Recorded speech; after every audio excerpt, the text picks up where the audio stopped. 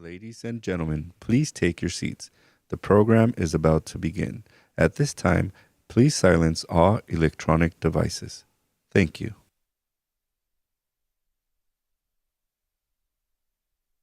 Ladies and gentlemen, please welcome Governor Doug Ducey.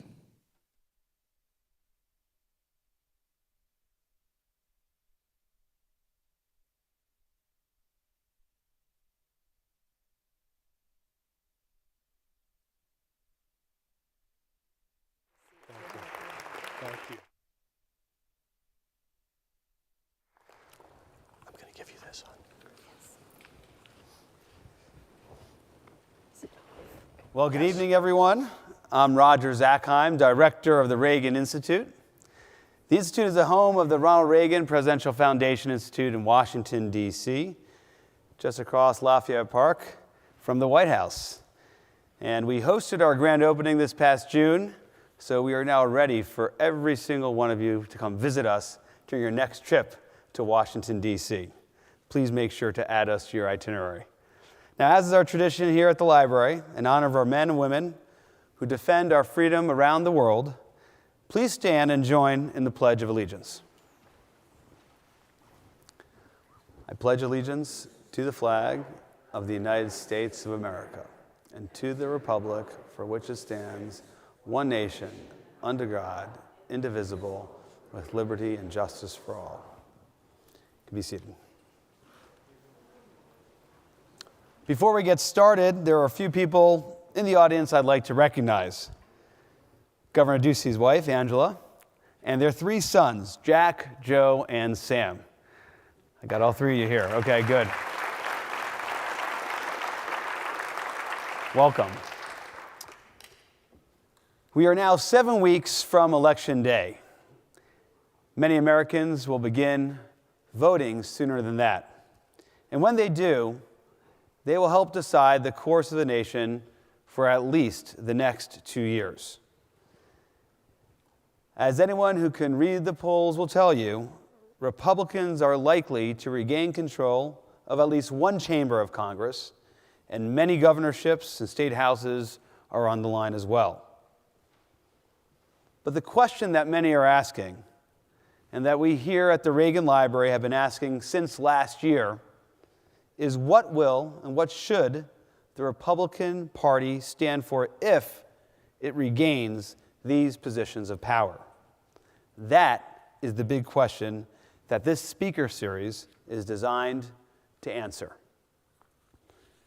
Now, if you've joined us for the Time for Choosing series before, you know that the series takes its name from Ronald Reagan's famous 1964 speech. You know that televised address launched his political career, a career in which he galvanized the conservative movement, reshaped a party, and transformed the world. Today, the Republican Party is facing its own time for choosing. How will the party choose to define itself? Will the party only look backward? Or like Ronald Reagan, will it focus on the future? Will it prioritize principles or partisanship? These remain open questions. Since May of 2021, many leading Republicans have joined this conversation. Members of Congress, governors, former secretaries, ambassadors, names like Haley, Scott, Christie, Cotton, Noem, Hogan, Cheney, Ernst, Pence, and many more. But tonight, we're honored to add the latest name to this roster, Governor Doug Ducey of Arizona. He brings the perspective of a successful two-term governor who was reelected in 2018 with more votes than anyone in state history. I repeat, more votes than anyone in state history. 2018 was a difficult year for Republicans. And now he serves as chairman of the Republican Governors Association. His state has reaped the benefits of leadership guided by Reagan-esque principles: tax reform, regulatory relief, job creation, school choice, and civics education, to name just a few. He also brings the perspective of a successful private sector chief executive. Before serving as Arizona's governor and treasurer, he began his career at Procter & Gamble and went on to build and become the CEO of Cold Stone Creamery, which operated in all 50 states.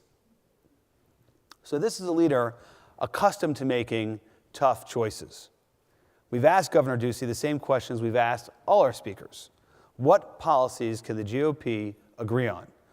What does it mean to be a Republican in 2022? What principles are paramount?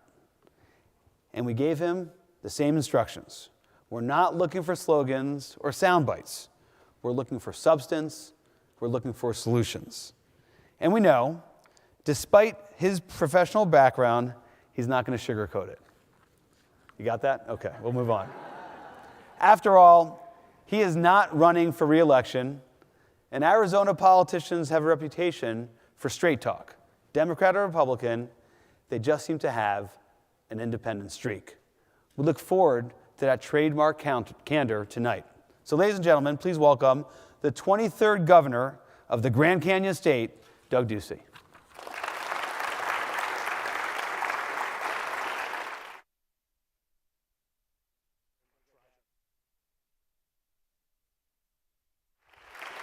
Thank you.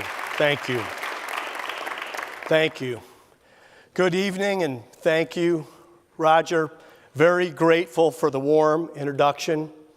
I want to thank the Reagan Library for this very special honor. I consider this place the sacred ground of conservatism in its fullest, a monument to not only a great president, but a great man who built the modern conservative movement and inspired many, including myself, to treasure the founding principles and the history of America. I'll walk through it as my wife, Angela, and our boys were thrilled to do again today, is a reminder of the trials that President Reagan faced, how he led our nation through with purpose and principle, and the character he brought to the nation's highest office. When I was coming of age in the 80s and Ronald Reagan was in the White House, the president and I shared a favorite TV show, Family Ties. Michael J. Fox played Alex P. Keaton, and it was really the first time anyone had seen a conservative character portrayed in a positive light in the media or on television. Alex P. Keaton sparred with his ex-hippie, baby boomer parents, and worked Milton Friedman into his pickup lines. President Reagan was apparently such a fan, he offered to guest star. It was the age of Reagan, and being a conservative was not only in, it was cool. Not long before, Reagan was the man considered too extreme for the nomination in 1976. And the same man who won re-election with 49 states in 1984 without ever breaking faith with the conservative cause. We didn't know how good we had it. As a proud Arizonan, I think it's important to note that in 1964, Barry Goldwater didn't lose that election. It just took 16 years to count the votes. At that time, there wasn't any question what the Republican Party stood for. President Reagan showed us the way. Bold colors, no pale pastels meant no ambiguity. A shining city on a hill. Government is not the solution to our problem. Government is the problem. Mr. Gorbachev, tear down this wall. In other words, love of country, faith, and family, respect for freedom and free enterprise, and strong defense of American exceptionalism. Today, the answer to the question, what does the Republican Party stand for, is harder to answer.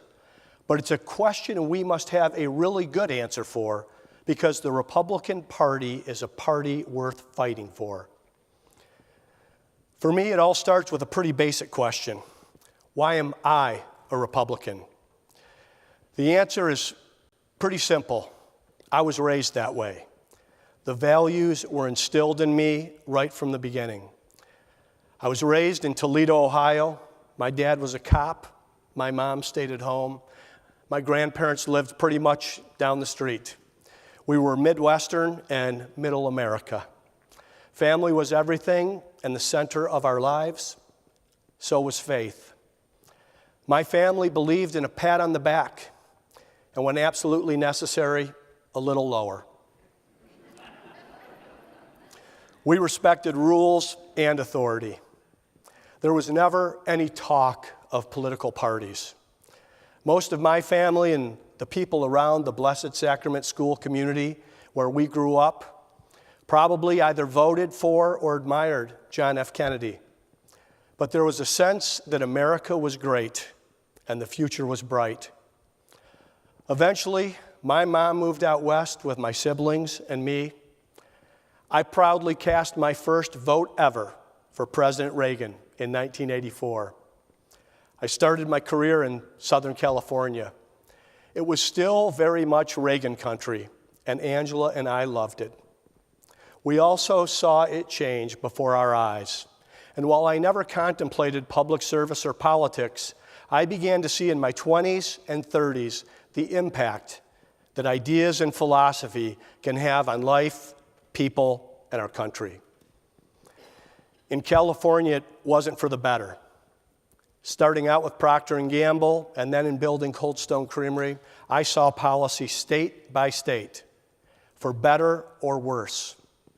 Rules, regulations, taxes, and what they meant for businesses, workers, and entrepreneurs. Today, we all see it clearly. Ideas have consequences, and policy matters. And there's a lot of bad ones being put into place at the federal level that are having significant negative economic and cultural impacts. Americans don't like it. And as it relates to the Republican Party, that means we're going to win elections this fall. Good for us. But let's be candid. We're going to win because the other side is incompetent. They are in charge, and the federal government is seen as corrupt. That's really bad for Americans. But yes, lucky for us. And now we have to figure out where Republicans and conservatism are going to go and how we best govern. That's much harder for us. It's worth reminding ourselves the point of winning elections isn't just to win elections. It's to govern with conservative ideals that preserve the American dream and improve the lives of regular Americans. There is no doubt our party and our nation struggle for direction and purpose. America has always been a land of hope, and hope combined with action has resulted in this nation we so love. We are the party of Lincoln, born in the last battle of the American Revolution, our great Civil War. The issue they were trying to settle was the one Thomas Jefferson posed in the Declaration. We hold these truths to be self-evident, that all men are created equal. And so the issue remains today. On the 150th anniversary of the Declaration of Independence, Calvin Coolidge rightly proclaimed, "If all men are created equal, that is final. If they are endowed with inalienable rights, that is final. If governments derive their just powers from the consent of the governed, that is final. No advance, no progress can be made beyond these propositions. If anyone wishes to deny their truth or their soundness, the only direction in which he can proceed historically is not forward, but backward toward the time when there was no equality, no rights of the individual, no rule of the people." I said earlier, the Republican Party is worth fighting for. And it's because there are people today on the left with very different ideas who call our founding documents obsolete. One popular progressive writer recently called the Constitution trash. They want to rewrite our founding dates and want our founders demonized and erased. They don't want equality. They would like to divide us up by identity and pit us against each other. Push back is necessary. And some of Reagan's persuasion can guide the way. In his farewell address, Reagan reminds us, ours was the first revolution in the history of mankind that truly reversed the course of government, and with 3 little words, we the people. We the people tell the government what to do. It doesn't tell us. We the people are the driver, and the government is the car, and we decide where it should go. Sadly, this is not where the Republican Party is today, at least at the federal level. I believe a dangerous strain of big government activism has taken hold, and for liberty's sake, we need to fight it with every fiber in our being. A vocal corner of conservative politics is defined more by attitude and anger than a commitment to a specific set of ideals. A growing segment of today's conservatives are just as happy bossing us around and telling us and businesses how to lead our lives as the progressive left is. I look at the party and worry that candidates are more defined by their attitudes than the policies they propose. And yes, a good many small government conservatives have morphed into bullies, people who are very comfortable using government power to tell companies and people how to lead their lives.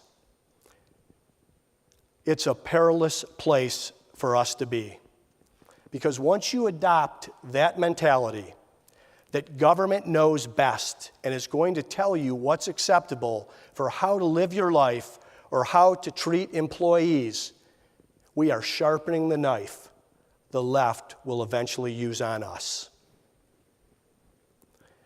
My friend Bill Lee, governor of Tennessee, puts it this way: I'm a conservative.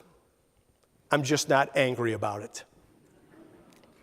We can't beat the left by becoming like them. When did grievance resolve anything? We're the happy warriors. We need to present a clear alternative, embrace the founding documents, persuade on the proper role of a limited government. That's a much better place to be than proposing more intrusive, more aggressive government. Being bullies isn't the path. Clearly, neither is being royalists. We're a nation that chose Constitution over king, and it's best we keep it that way. For the American creed and the Constitution to survive, we need to stay true to conservative principles. We need to get our priorities straight. We must look forward, not backward, and we need to confront the issues that actually matter most to Americans. So what should the Republican Party stand for? What should conservatism represent? What are we trying to conserve? It's been said, if you want to learn something new, read something old. Truth is, it's right in front of us. In this present crisis, government is not the solution to our problem. President Reagan reminded us in his first inaugural, the federal government did not create the states. The states created the federal government. Reagan intended to curb the size and influence of the federal government and demand recognition of the distinction between the powers granted to the federal government and those reserved to the states or to the people. And that's a path. Madison wrote in Federalist 45 that the powers granted to the federal government should be few and defined. Those granted to the states should be numerous and indefinite. We rightly talk a lot about the First and Second Amendments. We could also revisit the Ninth and 10th Amendments. Reagan understood that. Republican governors of today understand it. Yet many in Washington, including our own party, don't. States' rights used to be a bad term. It meant segregation or separate but equal. but we've fought those battles. No serious person wants to revisit them. They've been won. The federal government simply tries to do too much and does most of it poorly.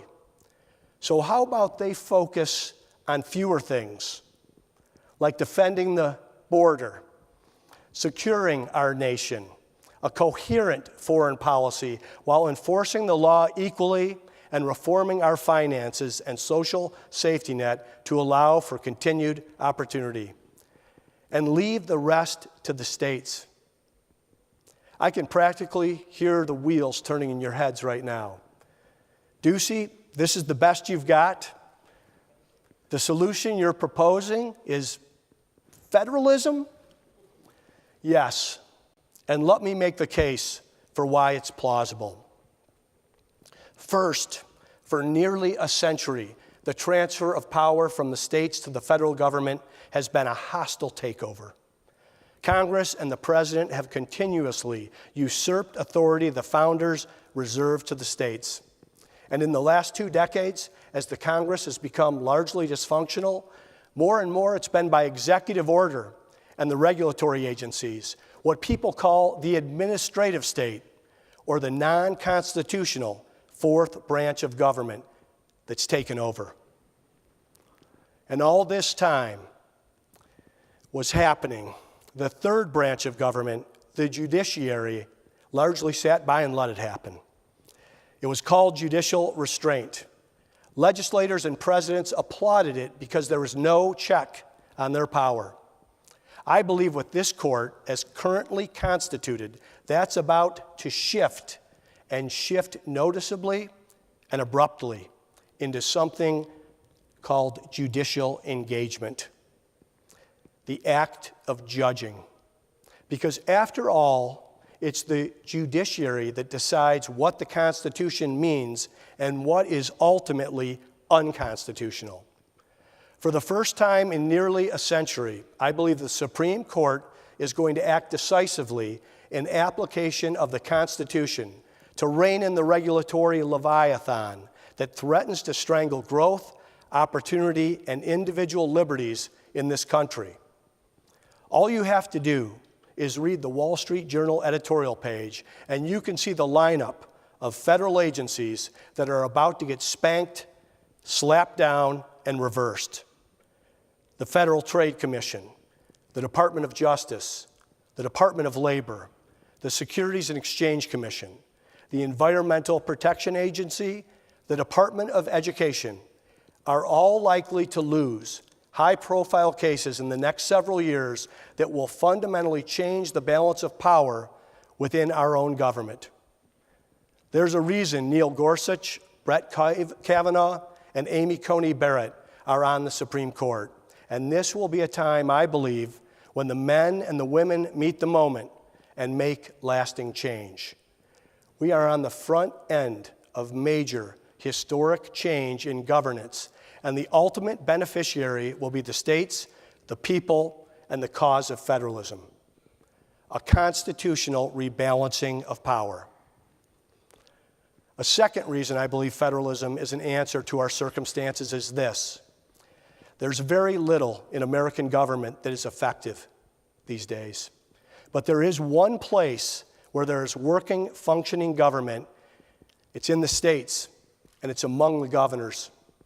Nearly every single governor knows that we can do a better job serving our constituents without dealing with the red tape, the bureaucracy, and the micromanagement that comes from the federal government. I don't need to be told by the Department of Transportation that infrastructure money is available for roads in Arizona, but it comes with strings attached. It needs to be roads with bike lanes and light rail and electric charging stations. And oh, by the way, don't you dare modernize or privatize your highway rest stops. Every governor in America knows what needs to be done with roads in our states. We are far better stewards of money and can act with more urgency than the feds could ever dream of. And the best thing about governors is that we communicate with each other and share ideas without the rancor that you see in D.C. If there's a wildfire in California or Colorado, I'm on the phone with Gavin Newsom or Jared Polis. Governors meet in any number of settings throughout the year and speak in confidence and ask questions and share lessons learned without it being leaked to the press. Think about this. When was the last time you saw two governors attacking each other on split-screen cable news? Traditionally, it rarely happens. You'd be amazed to hear both Republican and Democrat governors sharing in private what they've learned regarding floods, wildfires, and other natural disasters, about how to keep the feds from nationalizing our guard units, about dealing with civil unrest and riots, just to name a few. There is a seriousness about governing that you cannot find in Washington, D.C. today. So if there is to be a solving of problems in America, it's much more likely to come from the states and local communities than it is the Congress. So let it begin. A third reason for faith in federalism comes from the fact that states compete against each other. We try different things, and the outcomes are apparent to the voters. Best practices can be reapplied. Bad ideas can stop after one state unsuccessfully tries it. It's been my experience that our country rarely solves a problem. We innovate out of them. Justice Louis Brandeis called the states laboratories of democracy. He said a single courageous state may, if its citizens choose, serve as a laboratory and try novel social and economic experiments without risk to the rest of the country. Reagan claimed if the Pilgrims had landed on the West Coast, they would have never bothered to discover the rest of the country. Yet, we have an almost perfect political science experiment going on right here on the West Coast. For 2 decades, Arizona and California have generally been headed in opposite directions, with growth in the gap between the two states accelerating dramatically in recent years.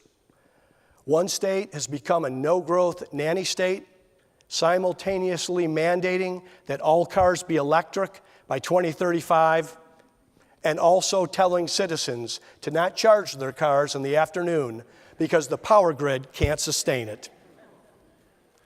This magnificently beautiful place with 840 miles of coastline, the state that invented movies and computers, now resembles more a chapter in Atlas Shrugged than the juggernaut Ronald Reagan presided over in the 1960s and 70s.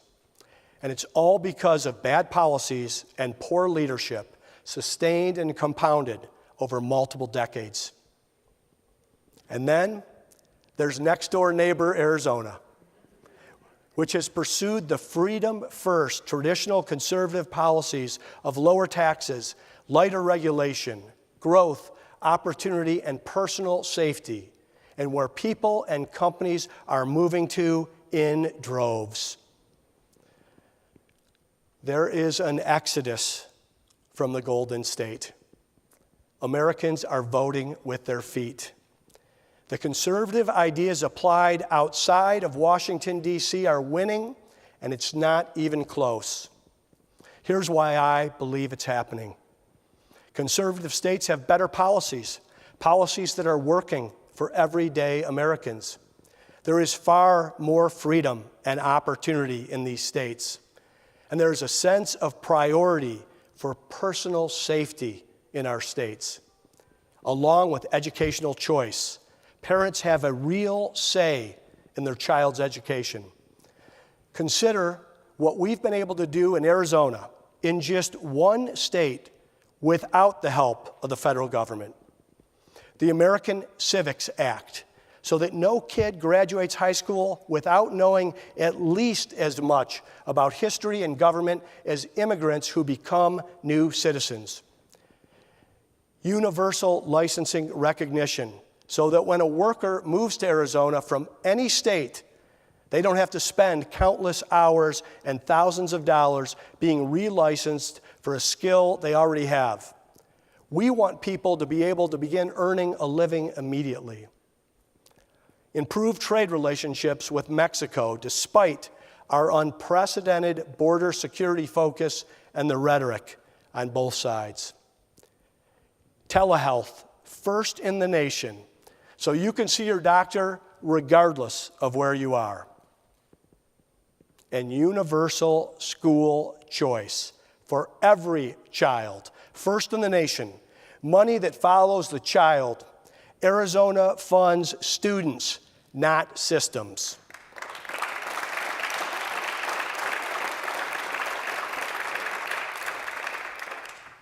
With these successes, just imagine what Arizona and other states could do with their dollars untethered from the strings and handcuffs of the federal bureaucrats.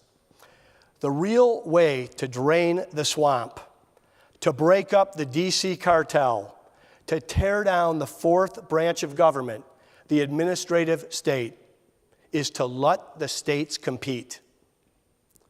What are we afraid of? Voters and legislatures will reward better ideas. Just ask Glenn Youngkin. And they'll hold governors accountable for bad behavior and decisions. Ask Andrew Cuomo.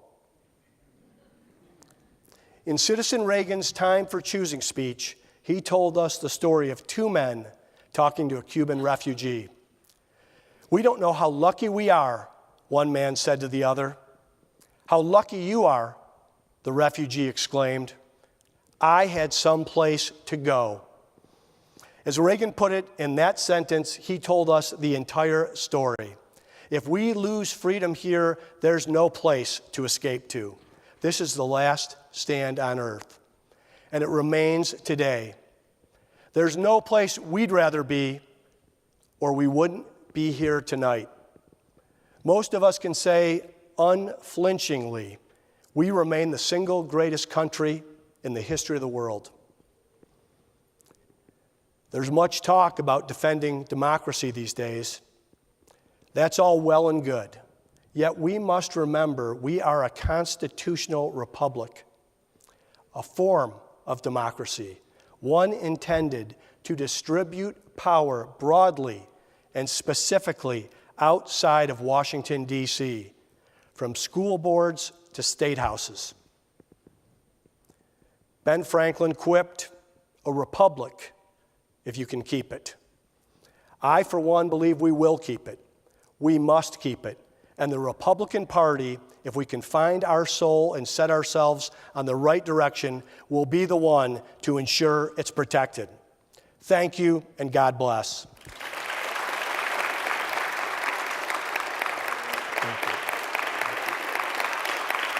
Ladies and gentlemen, please remain seated as our special guest leaves the building. Thank you for coming, and we hope to see you at our next event.